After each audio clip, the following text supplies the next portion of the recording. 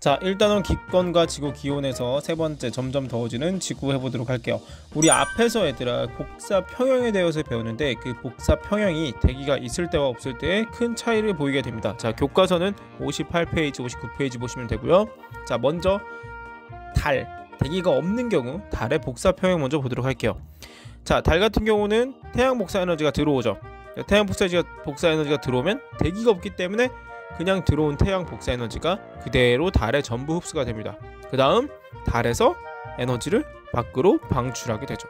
그러면 달이 흡수하는 태양 복사 에너지는 결국 달이 방출하는 달 복사 에너지와 똑같게 되겠죠. 왜? 복사 평형을 이뤄야 되니까. 자, 근데 지구 같은 경우는 대기가 있죠. 지구 같은 경우는 굉장히 복잡해요. 자, 보면 태양 복사 에너지가 지구로 들어오게 됩니다. 자, 그럼 무슨 일이 벌어지더라? 대기가 일부 태양 복사 에너지를 흡수를 하게 돼요. 그냥 전부 다 지표로 들어가면 좋은데 대기에서 태양 복사 에너지 일부를 흡수하게 돼요. 그리고 지구에 흡수되었던 지구 복사 에너지가 이제 방출이 되겠죠. 그 방출되는 에너지도 그대로 우주로 나가면 좋은데 그놈의 일부가 또 대기로 흡수가 되게 됩니다. 자, 그럼 무슨 일이 벌어지냐 얘들아? 대기에서 굉장히 많은 양의 에너지를 갖게 되겠죠. 그럼 대기에서 우주 밖과 다시 지구로 지구 복사 에너지를 방출을 하게 됩니다. 자, 그러면 지구가 대기가 없을 경우보다 어떻게 돼? 온도가 조금 더 높아지게 되겠죠. 자, 자세한 지금 복사 평형 과정에 대한 자세한 설명 밑에서 다시 한번 해보도록 할게요. 대기가 있는 경우는 조금 복잡하니까 한번 천천히 따라가 보도록 합시다. 자, 대기로 인해 나타나는 지구의 복사 평형 한번 같이 보도록 할게요. 자, 살짝 복잡할 수도 있으니까 잘 따라오세요. 자, 보면 태양에서 일단 뭐가 돼? 태양 복사 에너지를 100만큼이라고 계산을 해봅시다. 자, 이 100이 어떻게 돼?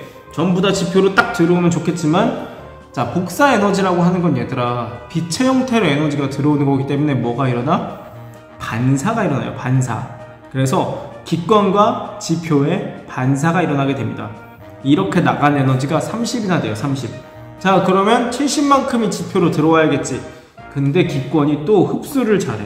그래서 20만큼의 에너지를 대기와 구름이 흡수를 하게 돼요. 그럼 몇이 돼? 50만큼이 지표로 남게 됩니다. 여기서 추가 질문 하나 하면 얘들아 대기와 구름에 흡수되는 에너지 요거 얘들아 어디서 흡수될 것 같아? 그렇죠. 성층권에서 흡수되는 자외선도 여기에 포함되는 겁니다. 신기하죠?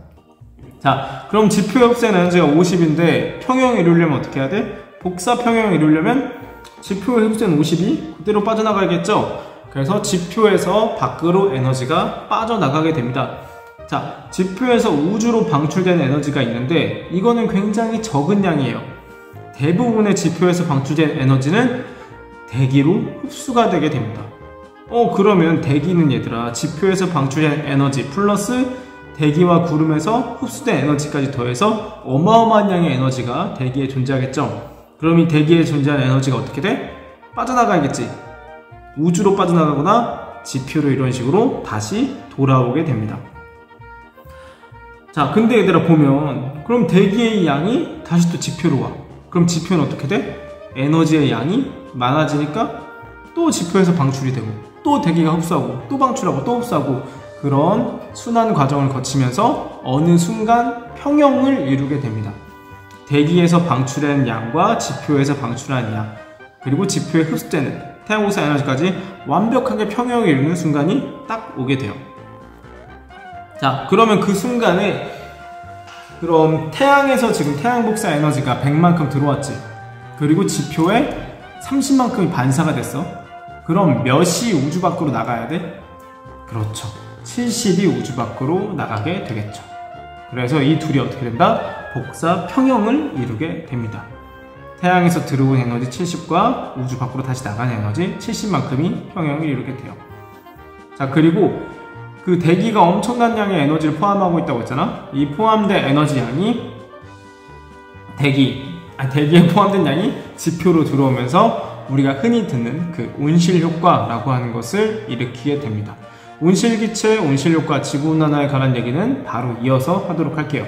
지금 과정이 되게 복잡한데 선생님 저 좀 이해가 안 돼요. 왜 100이 들어오고 100이 나가는데 지구의 온도가 이렇게 높아지는 건가요? 라고 생각하는 친구들은 이 순환 과정 있죠. 대기에서 방출되는 양이랑 지표에서 방출된 에너지 양, 요 왔다 갔다 순환 과정에 의해서 굉장히 많은 양의 에너지가 기권에 축적, 모이게 돼요.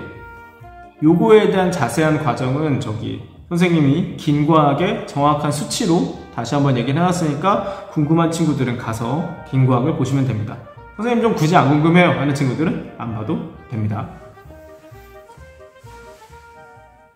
자, 마지막으로 세 번째, 온실기체와 온실효과, 그리고 온실효과가 심해지면 나타나게 되는 지구온난화에 대해서 조금 이야기를 해보도록 할게요. 자, 먼저 온실효과부터 보도록 합시다.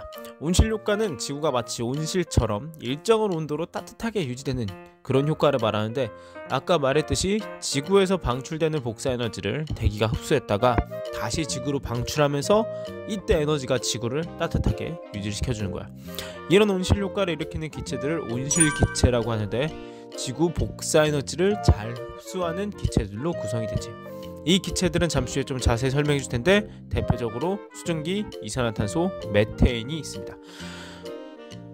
온실효과는 온실기체로 지구의 온도가 정말 적절하게 유지될 때 우리에게 좋은 건데, 근데 온실기체가 너무 많아져 버리면 어떻게 될까?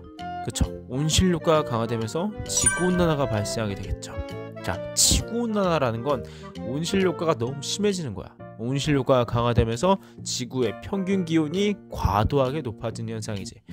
지구온난화가 발생하면 어떤 영향을 주게 될까요? 사실 인간 활동에 의한 온실기체 증가로 지구 평균 기온이 1850년 이후로 약 1도가량 높아졌어. 근데 선생님, 오늘만 해도 아침과 밤 기온이 10도 차이 나나요? 근데 1도 차이 난다고 뭐가 달라지나요? 라고 할 수 있는데, 생각보다 어마어마한 일들이 발생하고 있어요. 참고로 바다의 온도는 이제 밖의 온도보다 더 빠르게 상승해서 한 2도 정도 상승했다고 하는데, 이게 바다의 온도가 높아지면 어떤 일이 벌어지냐면 바다가 열팽창을 하게 됩니다. 우리 2학년 때 배웠죠? 열팽창을 하게 되는데, 지구 표면의 70%는 바다 아래 이루어져 있죠. 봐봐, 그럼 70%인 바다가 열팽창을 하게 되면 어떻게 돼? 어마어마한 양의 해수가 육지로 올라와서 전체적인 해수면 높이가 상승하게 되고, 사람들이 살 곳을 잃고 바다 생명체들도 위험해지기 시작하겠죠. 또 그 몇 대 온도 차이로 생태가 바뀌게 되고 생물들이 멸종을 해요. 당장 하나 생각해보면 우리나라 주변의 해수 온도가 굉장히 많이 높아졌죠. 거의 열대 바다에 가까워졌어요. 그래서 요즘 부산에서 어떤 일이 벌어져? 저번에도 선생님이 한번 설명한 것 같은데, 요즘 부산에서는 상어 경보가 나와요. 그 조스 같은 진짜 백상아리들이, 따뜻한 바다에 사는 백상아리들이 올라와서 우리나라 생태계를 위협하고 있어요. 이런 식으로 생태계들의 변화가 나타날 수도 있습니다. 그리고 가장 무서운 건 여러 가지 기상이변이 함께 발생된다는 거야. 올 겨울에 좀 추웠죠? 굉장히 추웠어요. 그리고 또 최근에 텍사스에서 어마어마한 한파가 발생해서 난리가 나고 있습니다. 이것도 전부 다 지구온난화로 인해 바다의 온도, 해수 온도가 높아졌기 때문에 발생한 현상이에요. 요거는 긴 과학에서 추가로 설명해 줄 테니까 혹시나 관심 있는 친구들은 들어오면 좋겠어요.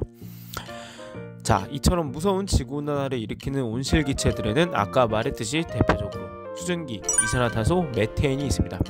이 중에서 사실 수증기가 온실기체에서 가장 큰 영향을 차지해요. 가장 온실효과를 많이 일으키는 그런 놈이야. 그때 사실 수증기라고 하는 거는 그 자연적인 자연의 순환에 의해 생긴 거고, 그리고 수증기 양이 많아지면 태양빛이 들어오는 것을 반사하는 역할도 하기 때문에 얘는 살짝 패스하고, 인간 활동, 우리 때문에 생기는 건 바로 뭐야? 이산화탄소와 메테인이죠. 먼저 메테인 설명하면, 메테인은 인간이 언제 활동할 때 생겨? 사실 메테인은 이제 인간이 가축을 키울 때 소나 돼지 같은 놈들 방귀에서 어마어마한 양의 메테인이 방출됩니다. 요게 또 지구온난화의 주 원인으로 지목되고 있고, 가장 큰 건, 지구온난화에서 가장 큰 건 사실 이산화탄소죠. 이산화탄소는 언제 발생하게 되냐면, 우리가 사용하는 석유와 석탄 같은 이런 탄소 연료를 사용할 때 그 탄소가 연소, 그러니까 불타면서 밖에 있는 산소와 반응하게 돼요. 그러면 CO2가 만들어지겠죠. 자, 그럼 이런 이산화탄소들이 공기 중에 빠져나가면서 어마어마한 온실효과가 발생하게 됩니다. 사실 그 기체에 포함되어 있는 이산화탄소양, 그러니까 탄소의 양은 얼마 안 돼요. 대부분의 탄소들, 지구에 있는 탄소들은 전부 다 직권, 그러니까 그 돌덩이들, 우리 바닥, 땅에 저장되어 있는데 이걸 어떻게 하고 있어? 우리가 석유연료 쓴다고 끌어가지고 사용하니까 다 기권으로 탄소들이 이동을 하고 있습니다. 자, 그러면 이 이산화탄소들 양을 줄이기 위해서 지금 탄소 중립이라고 하는 것을 준비하고 있습니다. 자, 다음 시간에 쌤이 탄소 중립과 관련된 과제를 하나 줄 거예요. 자, 이 과제는 우리 수행평가와 관련된 과제니까 충실하게 해결해 주시기 바랍니다. 자, 앞에 내용 다시 한번 정리해 보도록 할게요. 자, 온실기체는 뭐라고? 온실 효과를 일으키는 놈이고, 온실기체가 많아지면 어떻게 돼? 온실효과가 강화되면서 지구온난화가 발생할 수도 있다라는 겁니다. 자, 세 개 비교 잘 하셔야 돼요. 썩 어려운 내용은 아니지만 세 개 내용이 헷갈리고 혼동이 올 수도 있기 때문에 잘 정리를 해주시기 바랍니다. 자, 오늘은 복사평형과 온실기체 이런 것들로 인해서 지구가 더워지고 있는 이런 거에 대해서 배웠습니다. 자, 오늘은 여기까지 하는 걸로 하겠습니다. 다음 시간에는 이제 방금 말했던 탄소 중립과 관련된 색다른 그런 과제를 하나 해보도록 할게요. 자, 오늘 여기까지. 안녕.